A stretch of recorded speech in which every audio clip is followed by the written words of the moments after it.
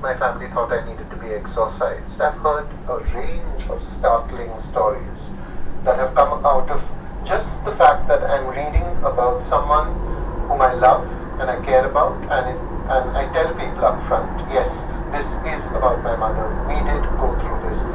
Richard, can I bring you in here as a developmental psychologist? What Jerry is talking, what his novel is about, is the impact on a family of someone who's got a mental disorder. And people don't like to come out and say what's going on inside their families, and yet sometimes inside families there can be these very difficult circumstances, not very normal, if you like. Always. I remember a sister of a very severely autistic girl, and she told me that when she was little, she always believed that her sister could just drop all this strange behavior, and she was just putting it on to get attention. Now she knows very well that the sister is living in a different world, so to speak. That's interesting, Jerry. That comes in your novel too, doesn't it? A suspicion that the mother, maybe she's putting this on. Yes, because there's one moment when you want to retreat into that belief, even as an adult.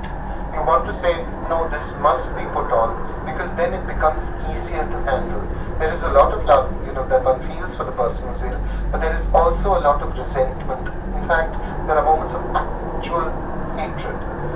You can take all of that and you can catalyze it, and you can simply say, if that person is putting it on, then I am right, I am allowed, I give myself license, I give myself freedom to hate that person. But that's lazy. But if you can recognize that there is, your sister, your mother has an illness, a mental illness, you don't have to hate her. If you know it's an illness or it's something abnormal, you should be more forgiving. Leonard, you wanted to come in? Yes. I think that there's a line in Jerry's novel that gets it perfectly, and that's where somebody says, it's not her, it's her problem. And what I think is so good about his book is that when we experience M, we experience her in her totality.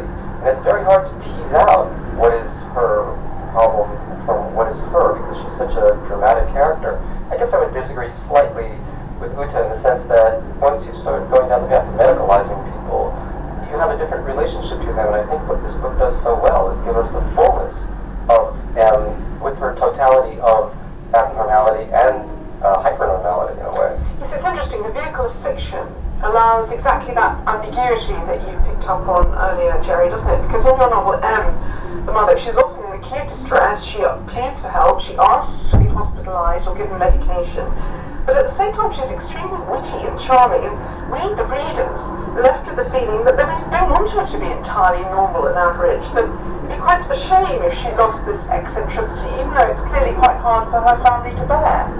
Yes, it is as if a person who's bipolar is always bipolar. There are times when they are almost in charge of who they are, and you can see that happening, and you can see it fading away again, and you can see them returning. So it often requires constant negotiation between who you are, who that other person is, and this hinterland of strangeness that lies between the two of you, which makes you so lonely because you feel no one else can possibly understand. This is so interesting, Jerry, and it raises the whole question of not just people who have something that might be classified as a mental illness, but all of us, how far we aspire to norms and ideals, whether of ourselves or our families. And I wonder here if we can just bring in your research, Leonard Davis, because maybe it can help us.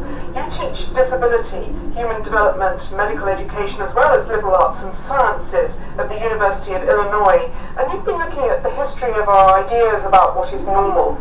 In fact, you argue it's quite a recent concept. Well, the piece of information that was the most sort of surprising to me in doing that research was that I assumed the word normal was kind of existed for eons. And actually I found out that it was sort of entered English in about 1830. So that makes me ask the question, well, what did the world look like before we used this word normal? Earlier, you had an ideal.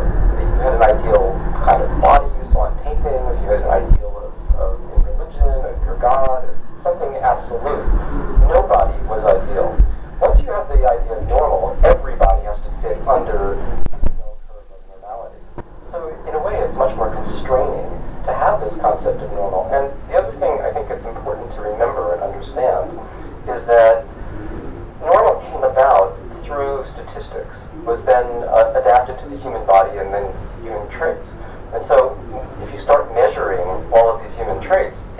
us very quickly into the science of eugenics, because the foremost user of the word normal and norm, we could say, in the 19th century was Francis Galton, who founded eugenics. And eugenics meaning that there's a sort of perfect idea of the limits within which humans should exist. Yeah, the idea of eugenics was that humans there are various arrangements for humans to be mated or bred, so that you produce bigger, better, smarter, stronger humans. And in that era, they were doing that with animals and plants. But of course, it very quickly leads over to racial sciences. So Leonard, you very strongly come at this from the point of view that the idea of normal and norms, it could be a dangerous concept. Yeah, I don't think it could be a dangerous concept. I think it was and is a dangerous concept, because eugenics itself, we all know, led to the Holocaust in some profound way. The first group of people who were put in gas chambers were disabled people, and that set the pattern for the Jews. But isn't it sometimes useful to be able to say someone is disabled or they have a condition which needs treating? I have no problem with that. It's the umbrella of norms. Let me give you an example that would, I think, illustrate it well. Samuel Johnson, who wrote the dictionary in the 18th century, we look back on him and it looks very much like he has Tourette's disease. And if you look at the accounts of his, at the time, people don't describe him as anything other than kind of interestingly eccentric. But 25, 30, 40 years later, you start seeing accounts of Johnson, and they're saying completely like he is insane, he was, and they have various diagnoses for him. This is kind of a shift that occurs when you start getting the idea of normal and abnormal. Let's bring in Usha here as a psychologist.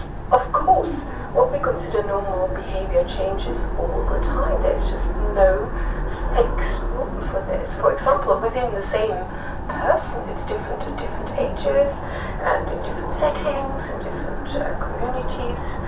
So we can't really tell what normal behavior is. Actually, that's very true. It's making me think I was brought up in Cambridge, and people always talked about absent-minded professors who, perhaps in another context, the city, the middle of Mumbai, Jerry, they might have been thought as being completely abnormal.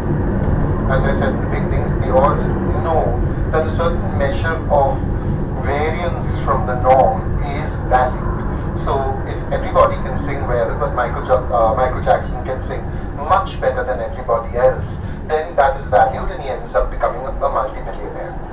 But what happens when what you can do really well, or who you are, cannot be translated into economics?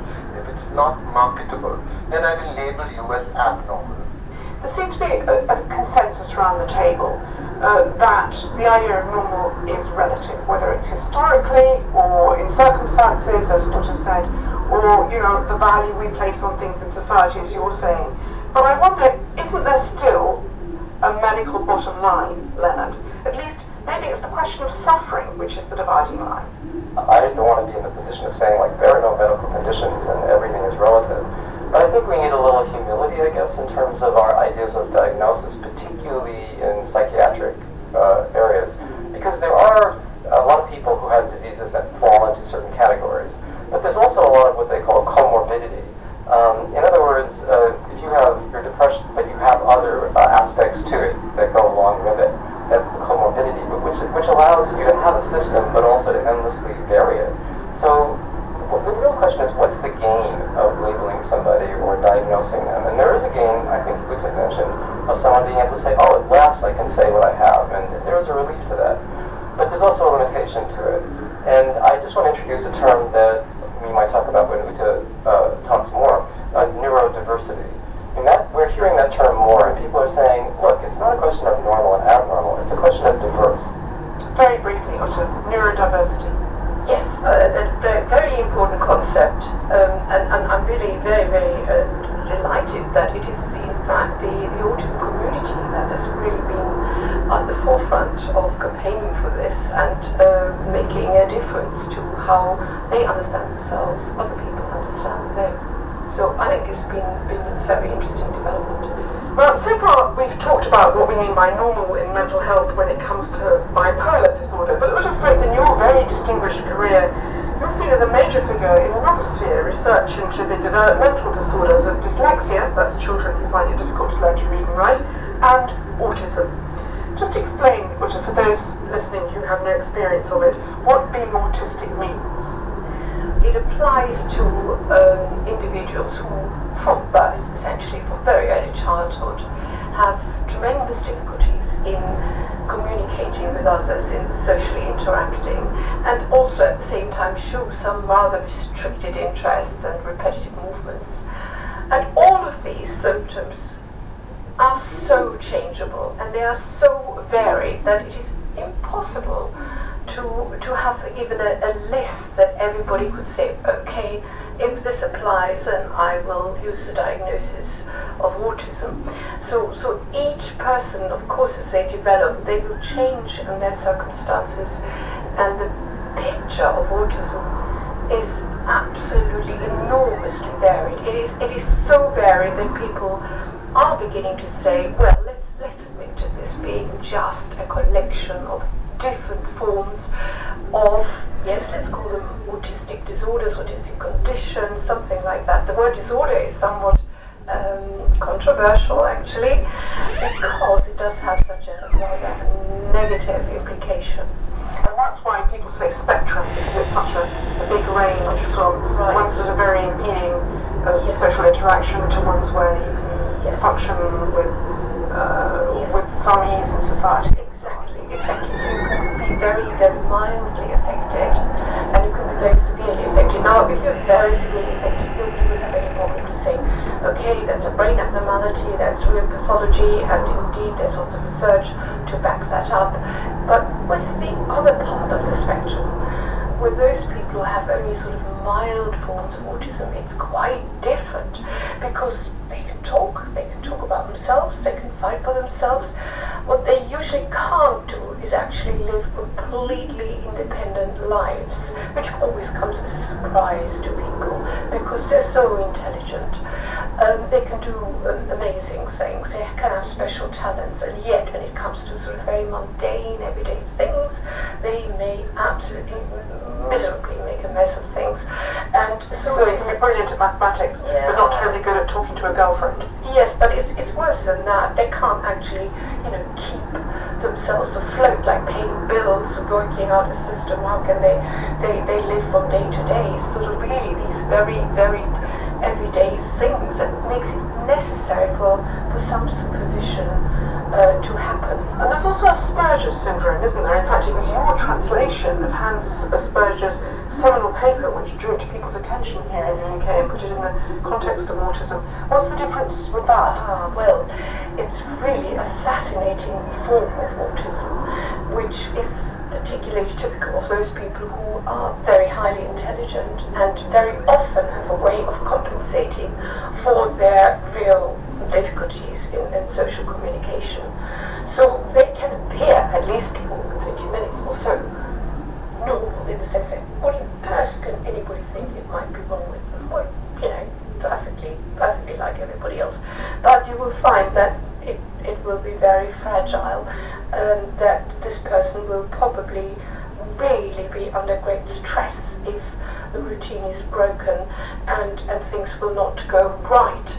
And you would argue that these labels are helpful, that if someone is characterised, diagnosed as Asperger's syndrome, that probably can help them, because this is a fragile condition, and so it makes people understand what's going on rather than stigmatising them. Absolutely, it is very much that it marks it out as a need of some help, but it is another interesting phenomenon with Asperger's syndrome, that it's a diagnosis actually desirable, unlike any other mental kind of condition that I know of.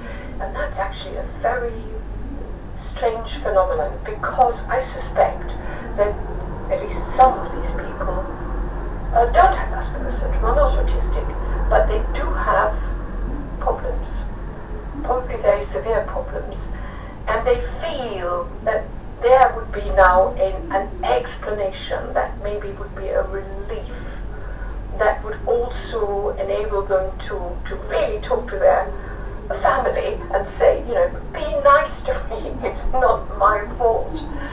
And of course, that has a lot of problems with it, because don't we all want to have that sort of get out clause when we have problems and things are difficult? So this is so interesting. Leonard, I wanted to come to you because you were talking about, in a way, earlier about the danger of labelling people.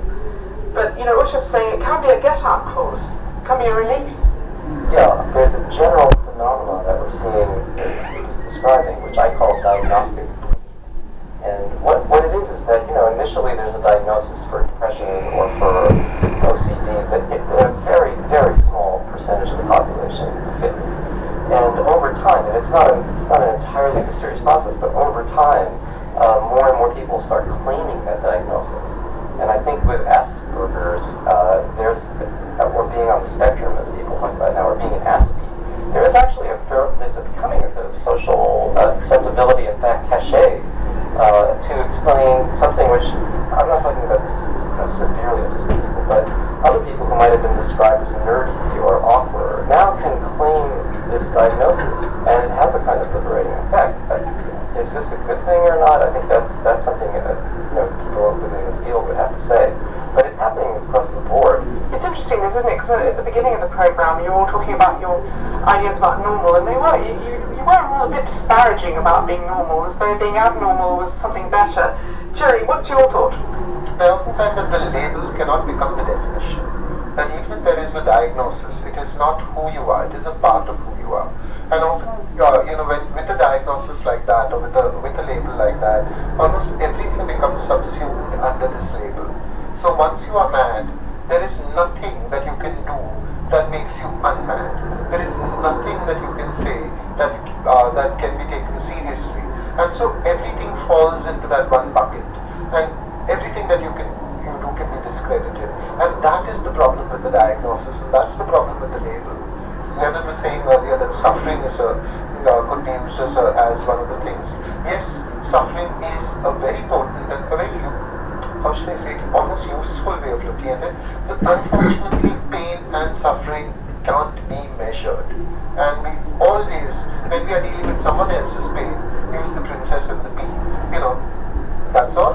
That's what's hurting. That's what's upsetting you. Come on, that's not suffering.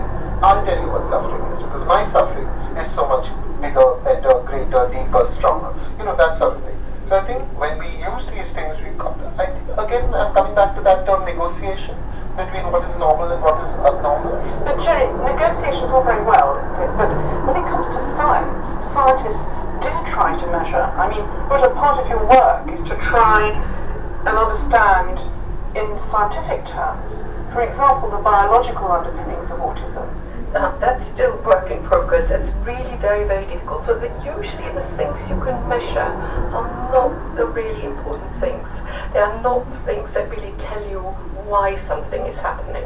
So they can be very misleading. It is true that we have a certain obsession with drawing lines and measuring things in terms of test scores and so on.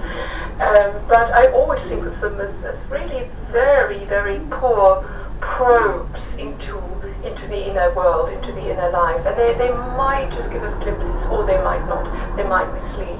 So you don't think that through neuroscience, through anatomical analysis and brain analysis, we're going to get any closer to defining the border between what you might call a neurotypical brain and, say, an autistic one? At the moment, we certainly can't do that. The point is, of course, that neurotypical brains are very, very different from each other. So, there's going to be a huge amount of overlap in terms of the anatomy and even in terms of the chemistry that's happening in the brains. But I think in the future you might. I think in the future it will be possible. That's at least my hope. But this will upset a lot of people. I was going to say, the question is that a good thing, right? That's what you would say. It would be a good thing if there is going to be a treatment. Yeah, I was just thinking of the word The problem is that we often drag mathematics in order to make things look respectable. I completely agree with Yuta that we need to understand the brain in a variety of ways, including in the way of neuroscience. But when you make neuroscience the be-all and the end-all, when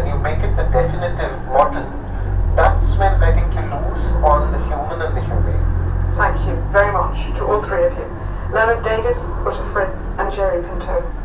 And to end the programme this week, we bring you a bird that seems appropriate to a discussion on normality and abnormality, given the wide range of colours its plumage can come in. The eastern screech owl of North America.